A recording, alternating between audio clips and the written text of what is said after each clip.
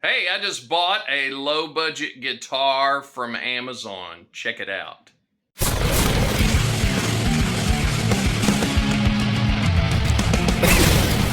Well, this is the unboxing of a budget Les Paul copy, an IYV, which is, I think, pronounced Ivy, even though it's spelled funny and wrong. I traded for a guitar just like this one about 2 months ago, and it was awesome. It was set up, ready to go. And the guy I got it from told me, hey man, this thing plays great. And I didn't even have to do anything to it but change the strings. Well, I had one of these a year and a half ago, and whoo, it was rough. It played rough. It needed all kinds of work, needed a complete setup. It had unlevel frets. The nut on it was just, strings in it sat way too high. So had to do a whole bunch of refurbishing to it just to get it to play. And apparently they have fixed a lot of those problems. So let's check this one out. And I'm curious, bought one just to see if, hey, if they play like the one I just had, they're awesome guitars. We're going to check it out and see. All right, we'll do the unboxing. One funny part about this guitar purchase is I actually bought it off of eBay and it got sent to me from Amazon. So this is, and I thought it was just one of their sellers, but come to find out they also use eBay sometimes. Did not know that. But yeah, Amazon, from Amazon. So they fulfilled the order. This is what looks like. It's that pretty green one. Looks like got a truss rod tool. And it came in this box. And you can see that there was a hole right there, so I was a little worried about it, and hopefully nothing went through this box and hit it. That's what I'm hoping right now. Let's see.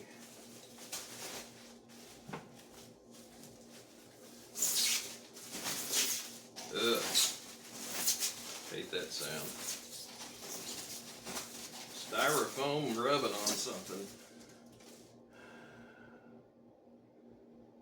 There it is. Looks, I don't see anything that went through that box. Didn't hurt the headstock at all. But look at that flame. Well, we know it's a laminate. I can see the back of it, obviously. But, ooh, look at that. Consistent wood. There's usually, the last one I had, it was like a 4-piece body. This one, 1, 2, maybe a 3, yeah, a 3-piece body. I can see it there. First impressions, pretty good. Now there were some issues, and I've seen other videos made with these in the beginning, but I tell you what, right now, because this nut, the string sat too high in the nut, and you always had to file the nut. Boy, I tell you what, they are not too high in the nut on this one. That's a good thing. This is completely untouched, still has plastic on the pickups. Destiny CNC wound pickups, what I can see. But made in Vietnam on the back. But yeah, I don't like the way it was packaged because it had no protection. This was not double boxed at all.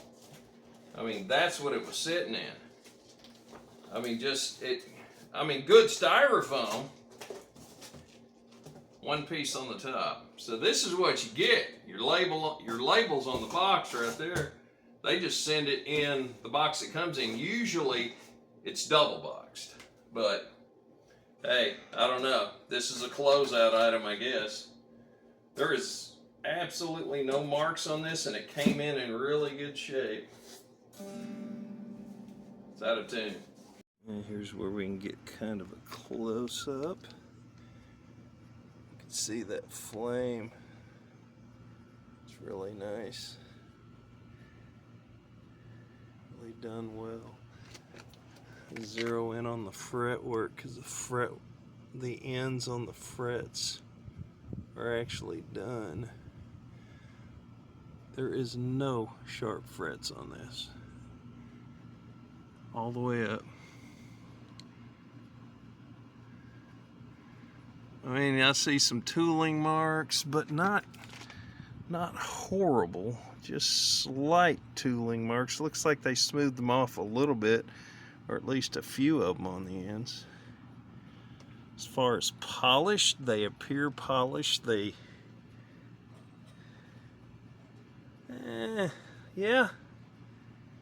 they seem polished. And that rating right there means Les Paul standard.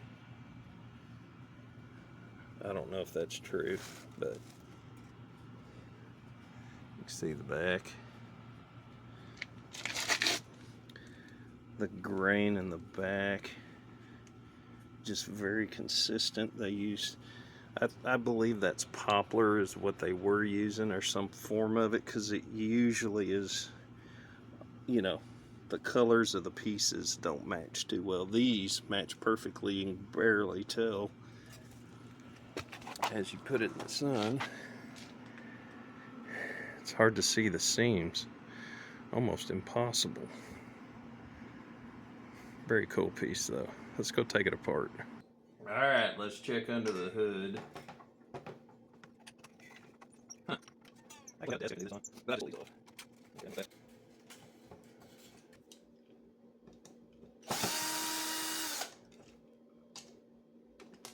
flip these dudes over and see what the deal is. Alright. See what we got here. Nothing special, nothing written on them.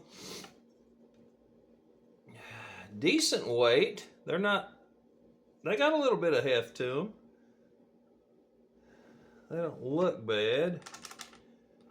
That bridge, man, yeah, that's a little loose. That needs to be tightened up. I think that was a problem with the other one too. So I'm sure this has no markings on it. We don't even know if it's a bridge or a... Are they the same thickness? Yes. They both have decent heftness to it. So I guess these are black screws. That must mean neck, and then the chrome ones must mean bridge pickup. That's what I'm guessing anyway.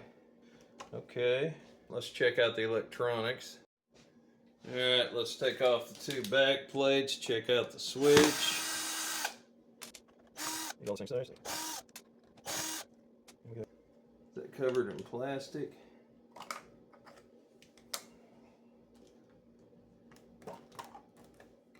Yep, dime pots. There you go.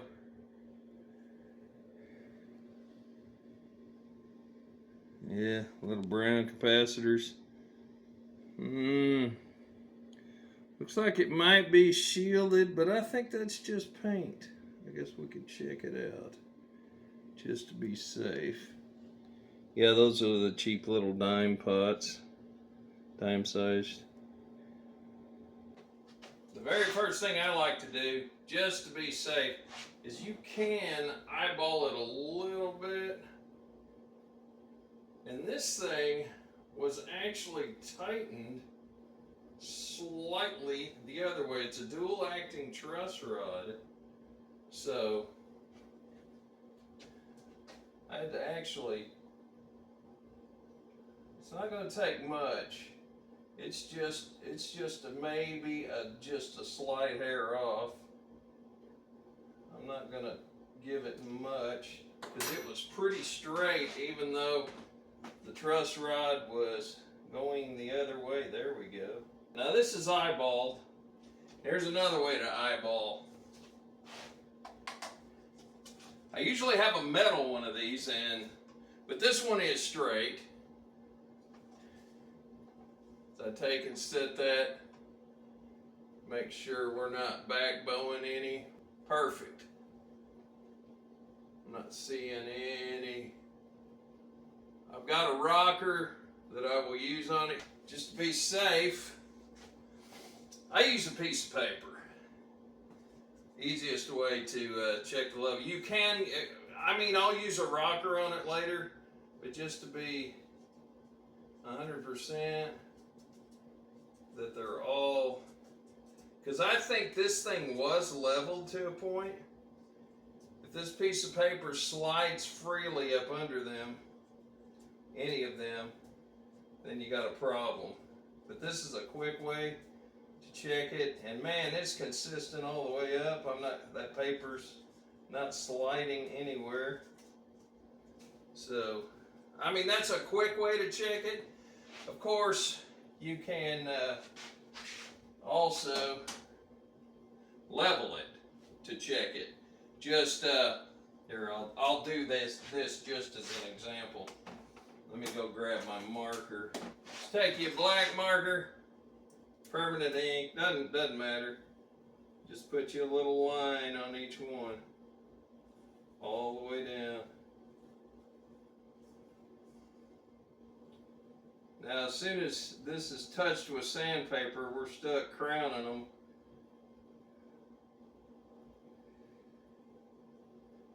Be careful, don't get this on the fretboard.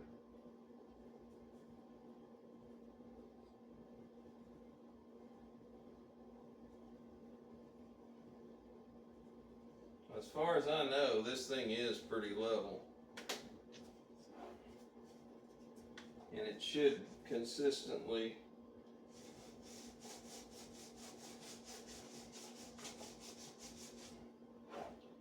just to see. No. It's coming off consistently all the way down.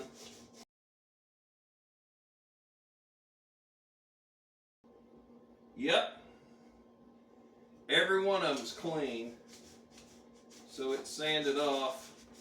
I'm just moving it just a little bit. I know this is a plastic cheap one, but it does work. It is level at least. Now wake up.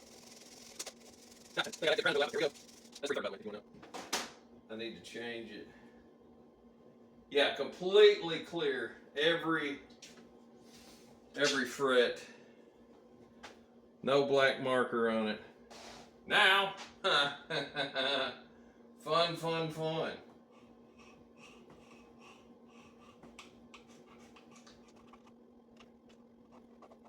speed this up.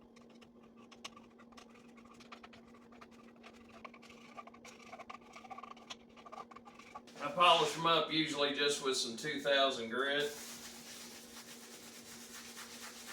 I'm not going to put time into this one all the way. That's a little ridiculous. You know, don't play better than we did on here. It'll be just fine. The 2000 grit is the quick way. Boy, it smooths them off really quick. Alright. Like I said, this is a $169 guitar. So you're not getting the top of the line. This does appear to be rosewood. I'm not.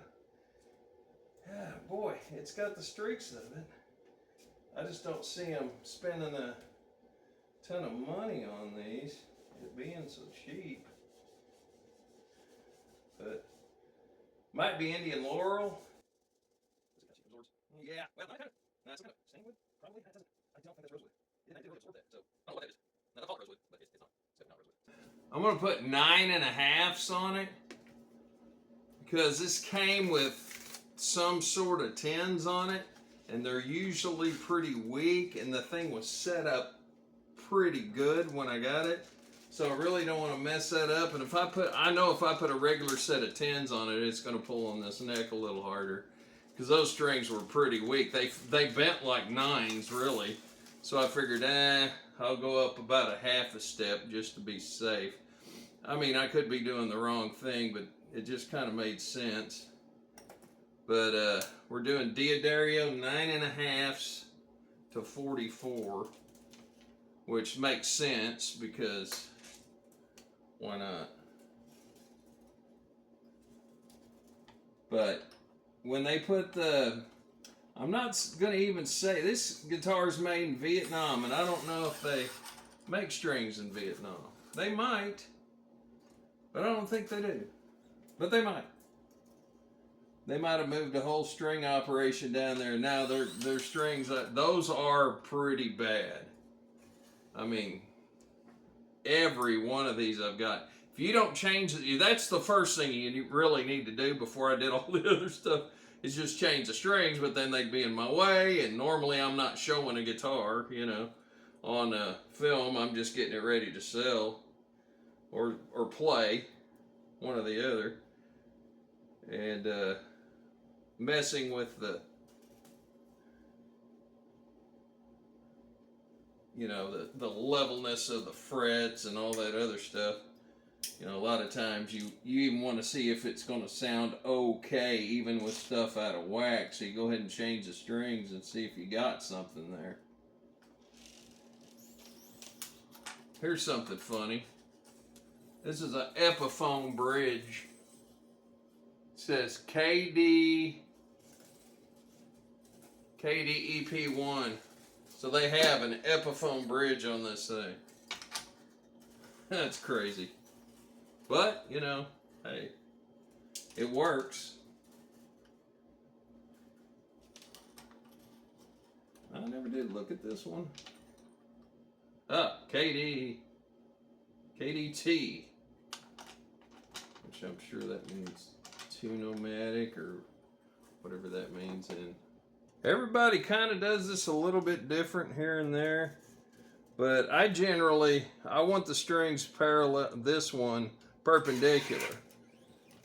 I put it in, make sure it's set up there, and flip this up with my thumb, about that much space.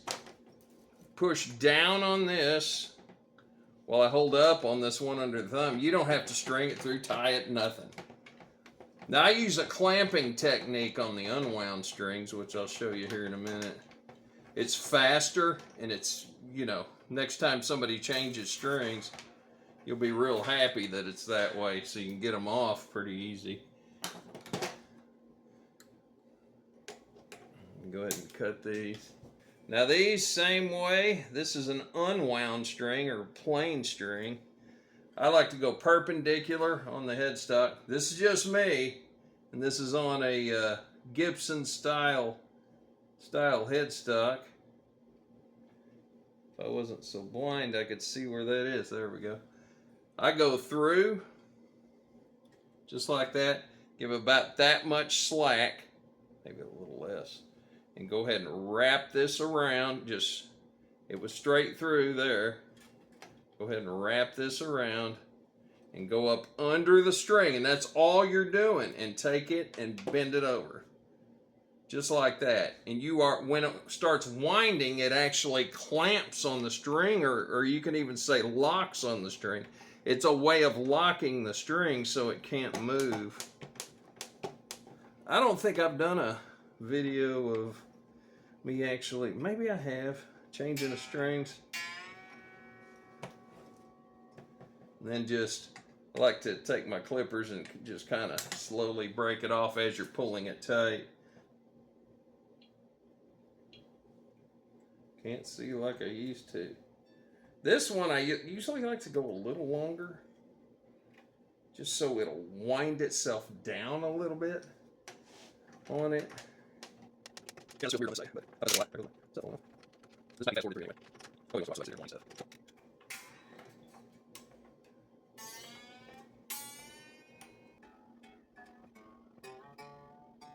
I like to go a little bit fast, a little tighter than thing.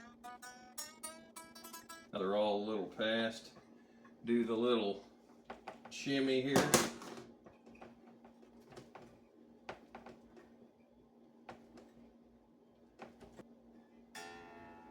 Well, we're going to find out right now how good these tuners are.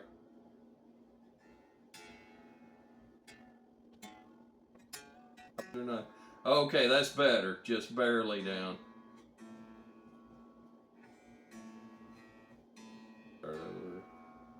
Perfect. Okay, we'll take that. Good. All right, we're staying in tune. Now, acoustically on this, there's no... The action was almost dead on this thing. I did level the frets, but it probably didn't need it. But acoustically,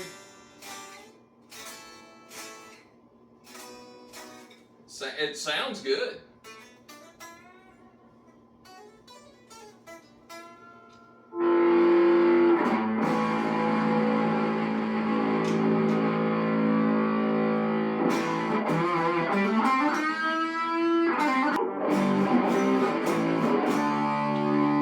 Sounds pretty good.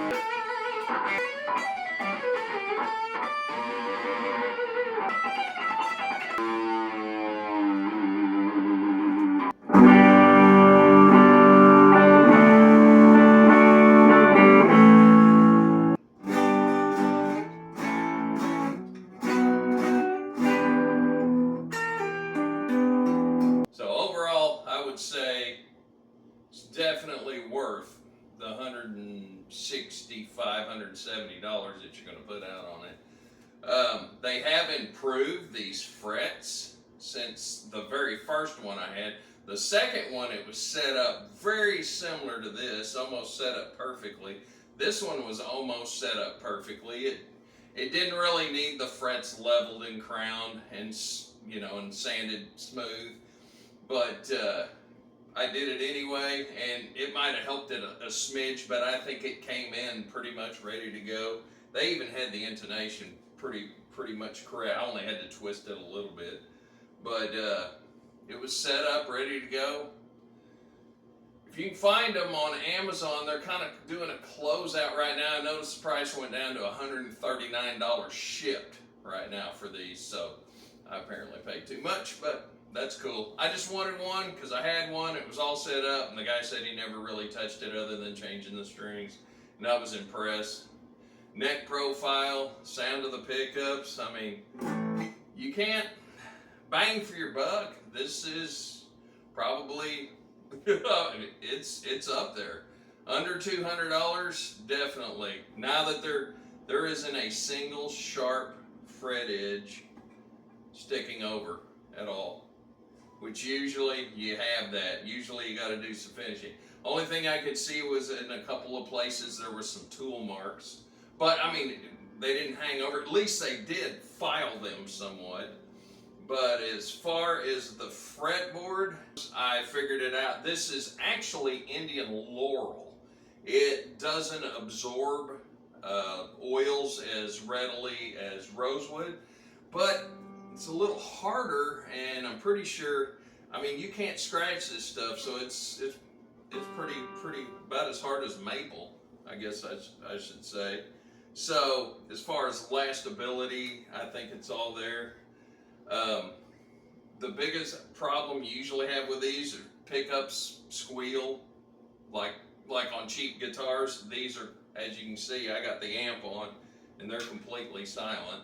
So, and I had distortion turned up. Now this is an old amp. It's got its own noise it makes on its own, but this thing is silent. The pickups in it says Destiny CNC wound. Apparently they're pretty good. They feel pretty good. They're pretty heavy. They use some decent magnets in it. This pickup, the bridge pickup, is pretty overdriven, and I will get those measurements. But anyway, the neck pickup is nice and warm like a Gibson. All right, let's check out the ohm readings. It looks like the bridge pickup is coming in at 13.87 ohms. and the middle position 4.8 k ohms, and then that's just what I thought, 7.37. Man, this is like a Gibson setup. Very close, with the bridge pickup actually being pretty hot. Hey, thanks for watching. Please hit like and subscribe and all that fun stuff.